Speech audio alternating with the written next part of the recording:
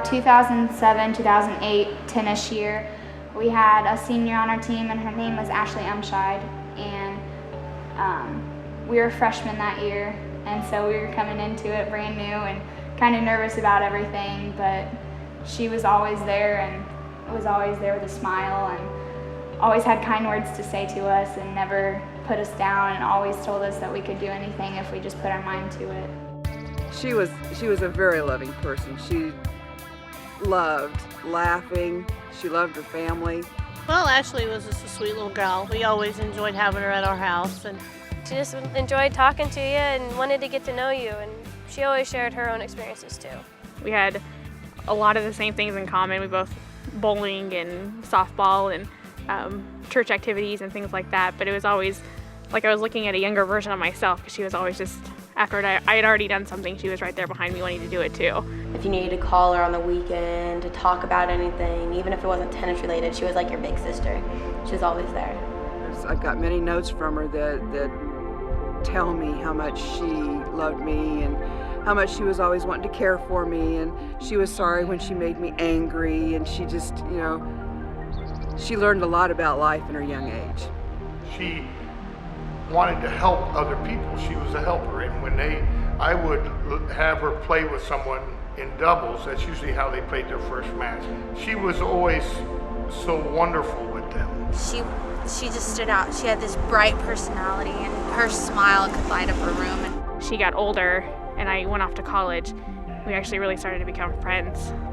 Told secrets and able to talk, and we text all day long. That's what we did, all day long. She was a very smart girl. She was a 4.0. She was National Honor Society. Well, in December of her senior year, she said, "Mom, my dream has always been to go to K-State because of my family." So, okay, Ashley, it's a little late to be telling me this now, but we'll see what we can do.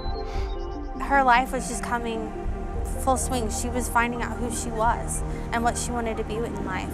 And she was very happy at K-State. She finally, in the second semester, found Amy and Julie, her best friends, and she was truly, really happy. She says, "Mom, for the first time in my life, I'm country."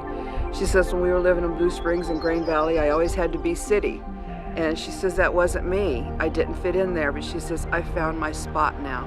She decided that she wanted a pair of boots, and so we drove over to Wamego, which is about 20 minutes from here, and I helped her pick out a pair of boots. We all three scrunched in her little white Ford Ranger, and we drove over to Wamego so she could get her pink pair of cowboy boots. She'd wear tall socks, short socks, as long as they're crazy, that was her. I don't know, we would be in the hallway at Walmart, driving. It would be 1 o'clock in the morning, and she would be singing at the top of her lungs as she went down the hallway. And we were actually becoming best friends, and I'd actually given into the fact that someday when I do get married, she was going to be my matron of honor.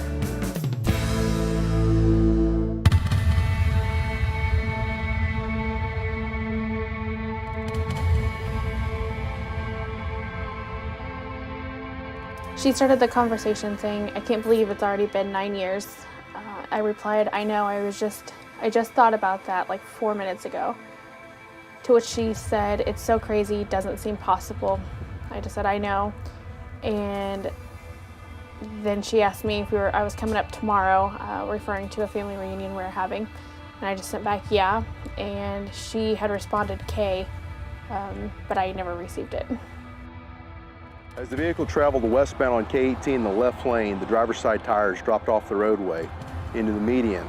The vehicle continued for a short distance before attempting an evasive maneuver to get back onto the roadway. The vehicle re-entered the roadway, and as the tires regained traction, the vehicle began to roll. As the vehicle came tumbling through this area right here, the vehicle left these 2 gouge marks in the roadway from the wheels of the vehicle.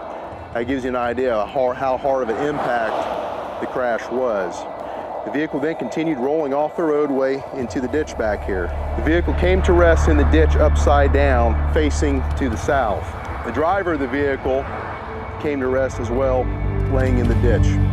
That morning, it was just a regular Saturday morning in May, And I was in Kansas City, and she had just finished her freshman year at K-State, so she had moved back home the night before. She had spent the night with me the night before, and we just kind of went to Onega and had supper out. And I had just gotten up and actually went to a few garage sales, and her and I had just started texting back and forth, just kind of having small talk. I was on the engine that day. We got a call sometime after lunch for a vehicle accident with possible entrapment. So I got off the truck, and the other two on the truck went up and started patient care. And when we pulled up, we could see that there's a crowd of people standing around somebody on the ground over there. So we figured that somebody probably got ejected from the vehicle. And I saw her belt buckle, and she had the other pink boot on, I believe, and saw just I could see the white part of the pickup down there, and I knew who it was, and I kind of flipped out, I guess. I kind of went from being a firefighter EMT to a family then, I guess. Got a phone call from my son Brian, and I knew he was at work as a firefighter there in Manhattan, and I wasn't expecting a phone call because he never calls while he's on shift unless there's something important. And as soon as he called, I knew by the tone of his voice something had happened, because his excitement was definitely showing through on the phone call. And he said, "Dad, Ashley's been in an accident. She's hurt pretty bad, and I can't get a hold of Kay." And I said, "Well, I've got her number. I'll get a hold of her." We got down there, and in the meantime, I had to call Mandy and tell her that I'd gotten the call from Terry. And she says, "No, Mom, I just talked to her." And I says, "What do you mean?" She says, "We were texting about what today was with Daddy's anniversary of his death." And I says, "Well, she's had an accident and it doesn't look good." I had just talked to her a little while ago, and I didn't believe it. They'd been able to check her out, and that they knew she had a ruptured spleen, and they were going to have to repair that because she had internal bleeding and she had brain damage. I remember seeing a nurse at her head with the ambu bag breathing for her, and I didn't think at the time, but I should have known at that time that she was basically already gone. And they came back in, and they were both sobbing and in tears, and they just said, "She's brain dead. She's gone." I just wanted her to wake up. We were kind of all shocked, and to find out how it happened because of texting, it hurt, because it's so distracting, and just to think if maybe she wouldn't have picked up her phone, if she'd still be here. The hole that's there is tremendous. It's the worst. It's the worst thing to ever happen to a person, is to lose their best friend.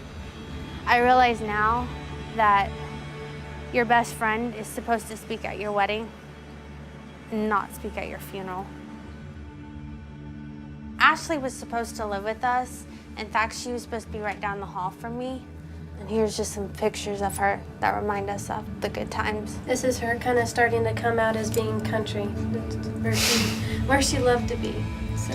And right in through here, well, this is my room, and that was the room that Ashley was supposed to have.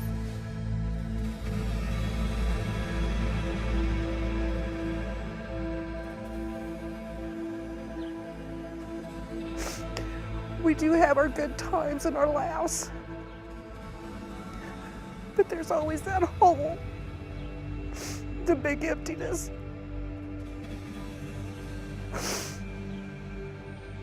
But I also know that you wouldn't want us to feel that way either. Your heart just falls apart, and you feel just really empty. I mean, there are a lot of days that it's hard to handle. It's hard.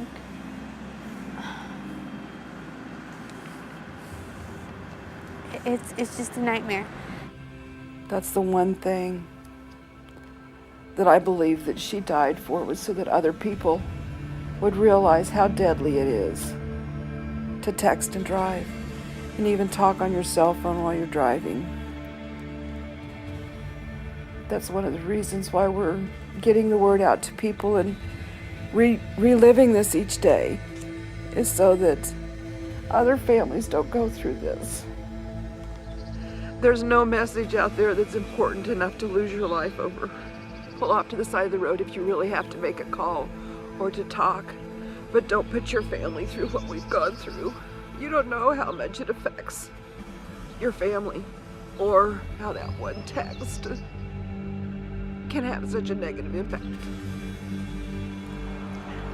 Traveling 65 miles an hour in a little over 3 seconds time, you'll have traveled the distance of a football field. And if you're distracted in the vehicle by your phone or any other device in your vehicle, in that amount of time that it takes to make adjustments to send a text, you have traveled well over the distance of a football field. And an average text message, I don't know how long it takes, maybe 6 seconds, that's 2 football fields that your vehicle will travel at 65 miles an hour. Put your phone in your purse or somewhere where you're not going to pick it up, you're not tempted to, because that can change your life and then many other people forever. Turn it on silent, turn it over so you can't see it light up, then you won't ever know it went off. You won't ever know until you get to where you're going. It is that important. I'm sure it can wait. Your life is way more important than any phone call you were about to receive. It's a shame that she had to go like that. One small mistake not only changed her life, but it's something that we all have to live with. Kids don't realize what one little text can do, what a drastic impact it can have. She goes from being a beautiful, vibrant 19-year-old girl to not having any life left.